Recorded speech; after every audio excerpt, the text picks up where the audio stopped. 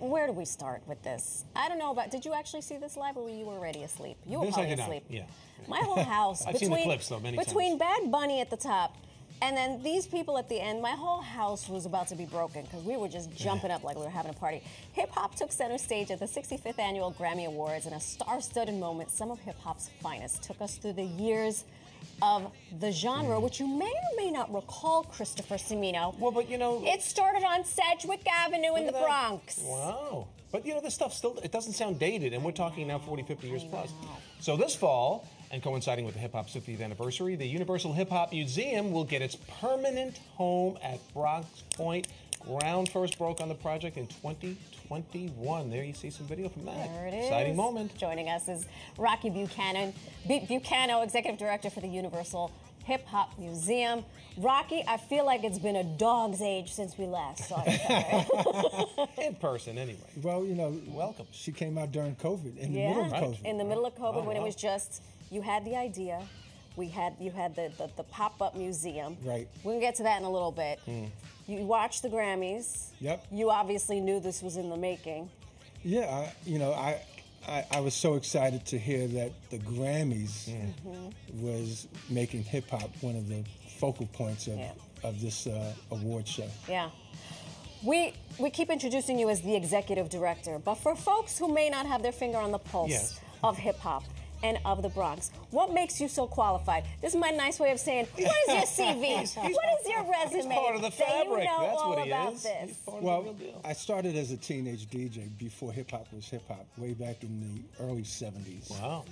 So my cousin Pete Jones was one of the top mobile disc jockeys, and he allowed me to basically be his protege, you know, to just watch and sit and observe.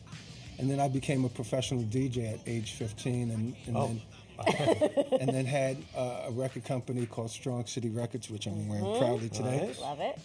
During the golden era of hip hop, and I managed a couple artists here and there, and I've been in music for over 45 years. Wow. And you're only 45. Well, I mean, you don't look. When you said early 70s, I'm like, what were you, 5 years old when you started DJing?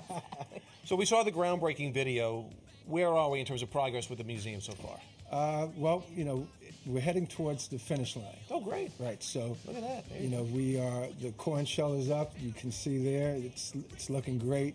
We open at the end of 2024, so that's where we're Okay, right. Open at end of 2024. So when you watched the Grammys, we talked about this yesterday, that LL gave this preface. It was like this, listen, we couldn't get everybody in hip-hop in this compilation. Was there anyone you really enjoyed seeing? Is there anyone that you thought, oh, they should have put that person in? No. I was hoping Roxanne was going to pop out of nowhere. Listen, Roxanne would have been great to have, and, you know, thankfully, LL, I call him Todd. Todd did, you know, set the stage, you know, to let everyone know, look, we're going to do something amazing, but we couldn't fit everybody into a 15-minute segment during the Grammys, which is understandable, you know, but I would have preferred to see, or at least have Curtis Blow and the Sugar Hill Gang as part of that ceremony, because those two were the first ones. Yeah. You know, so, but they did a fantastic job. Yeah. And it looked great. You know, I personally loved everybody. Missy Elliott looked great. My gosh, I know. Salt and Pepper looked fantastic. Run DMC together. Gosh, together. You know, together. So what more could you ask for when you see all those people? I kept seeing Nelly in the audience, and I was like, why is Nelly there? What's he up to? And my boyfriend was like, he's going to perform. I was like, he's not going to perform. Oh, and by the way, he just dropped that mic. We call him LL Cool J. And Rocky calls him Todd. Todd. and Grandmaster Flash with the beatbox. With the beatbox. And Busta Rhymes. And Busta, oh my God. Rhyming fast. I think he broke a world record. He was, seriously, it's unbelievable. So we talked about, you know, obviously you started out in the 70s with hip hop. Obviously, you never thought. Did you really think this would be something that would last 50 years? And how does it make you feel now putting this museum together? Well, no one in their right mind, when we were creating it, thought that hip-hop would even go to becoming a commercial product. We were just teenagers out in parks having fun. Never imagined recording music, producing television shows, films, whatever. Now, 50 years later, we can look and say that, you know, what was created was magical. It was something that really transformed the entire music space. Right. You know, it was a paradigm shift. Right. Because disco was king, and then here comes this music from the streets that just took over everything. Right.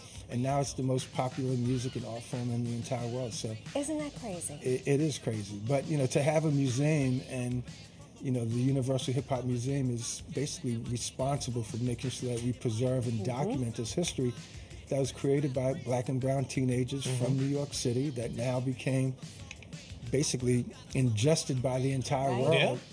You know, and you can't go anywhere. You know, we get people at our pop-up exhibit up at the Bronx Terminal Market from every corner of the world. I think the day we were there, well, no, it couldn't have been, but someone from Germany went to go see it. What's interesting is we often talk about the culture because it's not just the music. There was an area for sneakers. Right. There was an area where Joe Conzo, shout out to Joe Conzo, who was the official paparazzo for hip hop. You know, just the culture encompasses so much than just beatboxing and rhyming and b-boys and b-girls, which brings us to the importance of New York City lending a hand in making this a reality. Talk to us about that. Listen, this project would not exist if it wasn't for the support of New York City. Mayor Adams and, you know, former Mayor de Blasio have invested very, you know, heavily into this project, as well as the elected officials from New York State as well. And then we just got a $5 million grant from Senator Schumer and Kirsten Gillibrand. Nice. Look at Chuck Schumer throwing his hat in the ring. We call him Killer Chuck now. Not Killer Chuck. Between Killer Chuck and Todd, this man knows everybody. Well, this is fantastic, Rocky. Please keep us posted. Continued success with it. We would like an invitation to the opening, if that's okay. You guys are on the A-list. All right. Thank you Usually so I'm much. A-, but it's okay. I'll take an A. Right. Rocky, thanks so much. Really appreciate it. Thank you. To learn more about the museum, you can visit uhhm.org.